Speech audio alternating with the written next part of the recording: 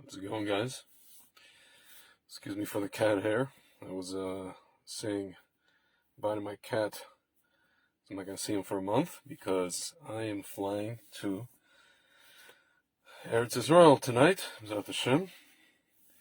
So I just wanted to make a quick video for you guys because I'm not gonna speak to you in at least 24, maybe 48 hours. So I came across an incredible article last week, and I meant to do a video on it, but I didn't have the time. And the article basically says everything that I've been wanting to say regarding this issue with guns, which is really not a gun issue, guys. It's a people issue, as we understand it. It really is. Because first and foremost, on a simple level, if you look at history, the history of America, you had these gun training courses for little kids in the 50s and 60s, and no one ever committed mass shootings. You know what I'm saying? So we understand it's a people issue, right? But I've been trying to convey to these, what I like to call NPCs on Twitter, non-player characters, which could be just a person with no brain or just a bot. Usually it's a bot, that, this is an issue of evil, meaning if people want to commit murder, if they want to murder their fellow man, they're going to find whatever weapon they have at their disposal to do so. If they're not going to have a gun, they're going to use a knife. And it's interesting because one of these people I was arguing with, I said, I live part of the year in Israel, and Arab kids, they use knives, they use rocks, they use anything really. They'll use like a bulldozer, a track, I don't know, one of these construction vehicles. One of these guys will go crazy and run people over. What are you going to do? Take away? They'll use cars. They'll run into people, standing on the bus stop. That's why they put those barricades. Guys, we had a car intifada, And as soon as one of them saw that, oh, you're going to lecture me about guns in America. You live in a different country. I said, I live partially in America, partially here. Automatically they ran away. But irrespective of that, guys, I want to read to you amazing article from a Daniel Greenfield. He is one of the writers of Front Page Magazine, David Horowitz's Front Page Mag. It was actually published in Jewish Press, but you can find it on Front Page Mag. Amazing article.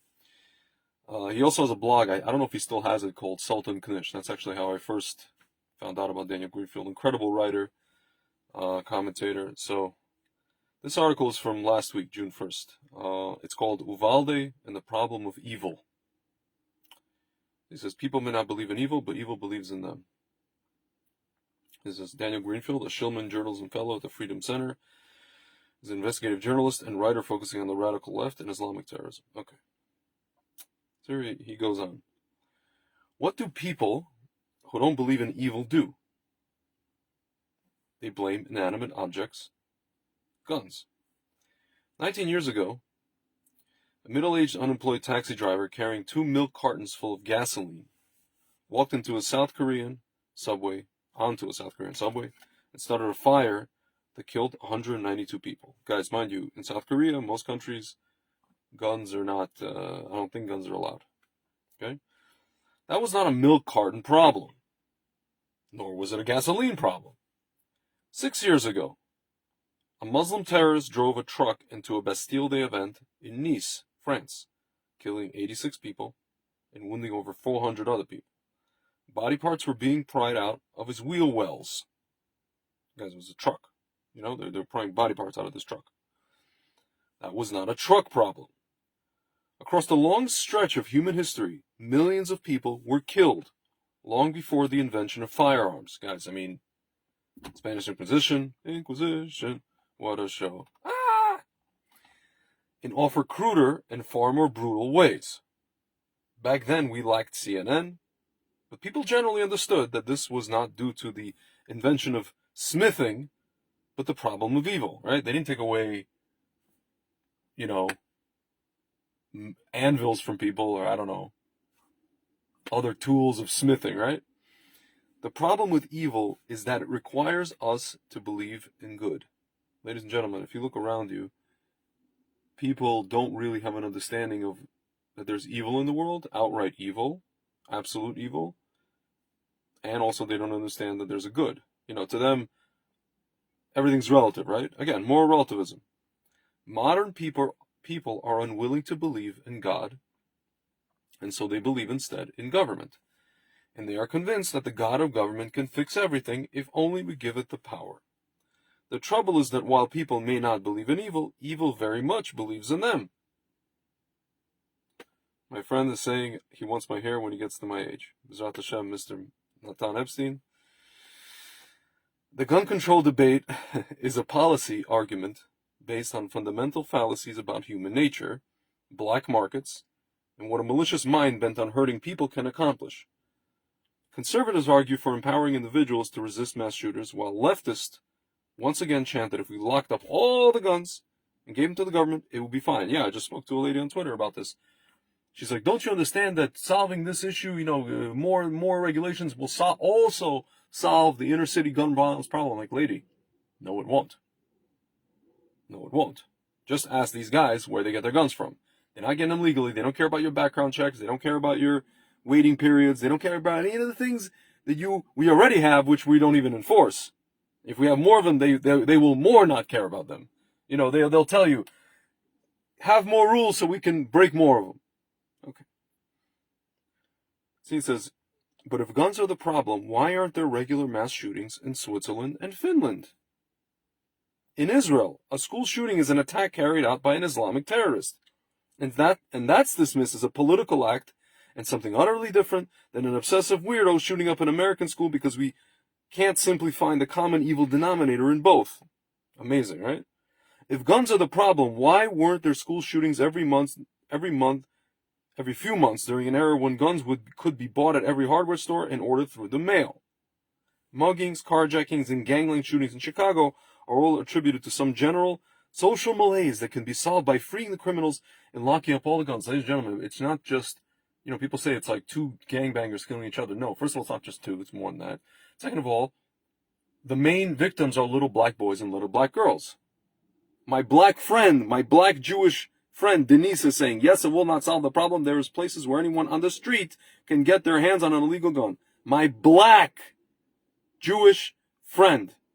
First and foremost, she was black. Then she converted to being a Jew, joining our nation.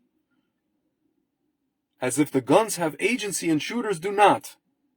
Gun control hasn't fixed any of the crime in Chicago, but that's just because, like most leftist policies, it hasn't been implemented comprehensively enough, goes the leftist argument. Socialism wasn't implemented correctly. We'll do it the right way.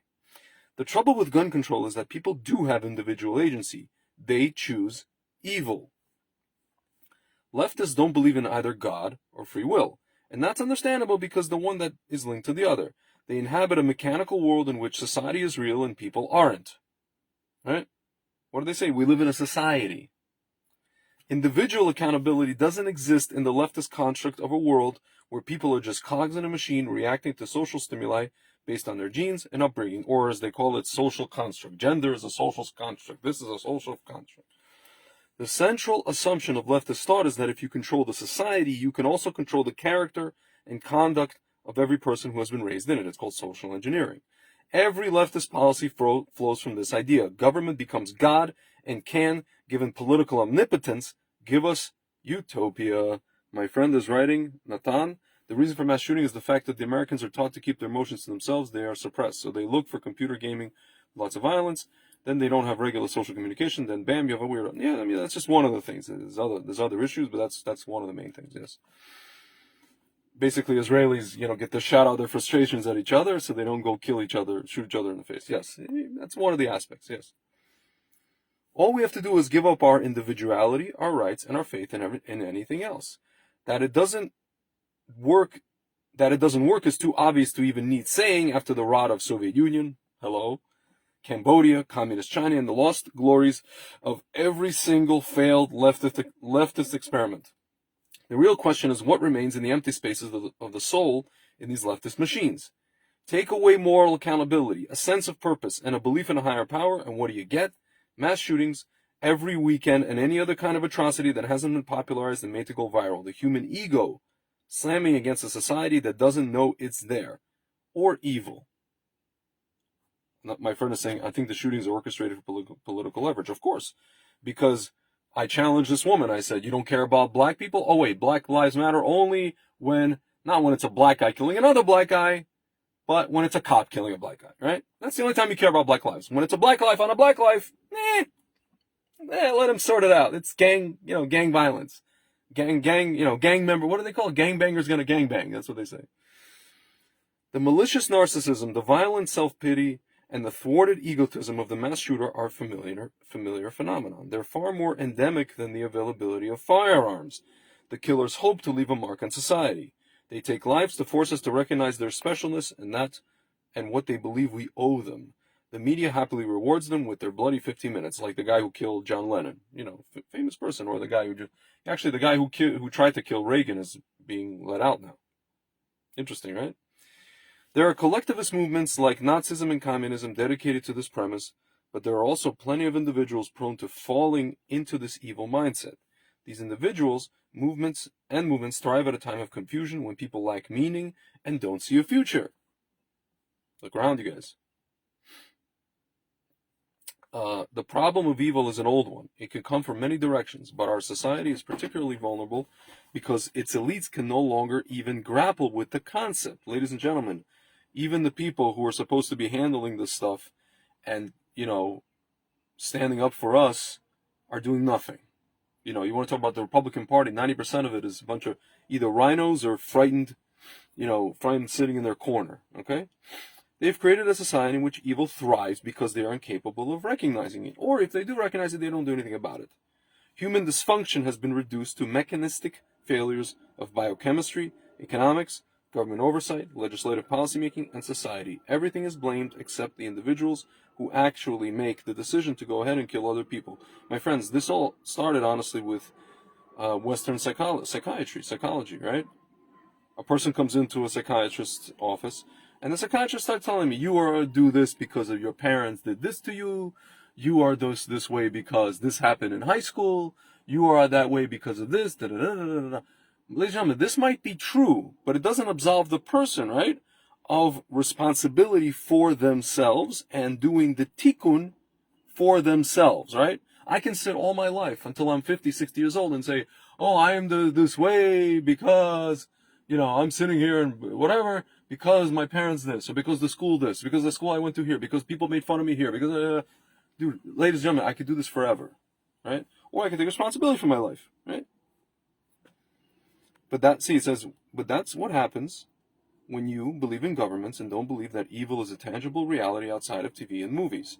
Instead of talking about human crimes, we talk about gun violence.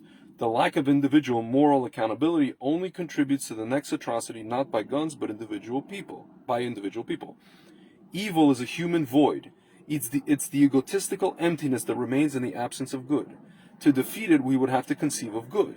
We would have to retell the stories of the mass shootings of crime in general as a struggle between good and evil. Not all that long ago, we had a society capable of telling that story. These days, we are more likely to celebrate evil. The left believes that government is God, and it conceives of evil as disobedience to government. Ladies and gentlemen, January 6th, case in point. Right? Case in point. The gun control debate reduces evil to the NRA and anyone who won't obey and hand over their guns. Do you want more kids to die? The gun controllers demand. But good and evil don't come from a gun, nor do they come from the government.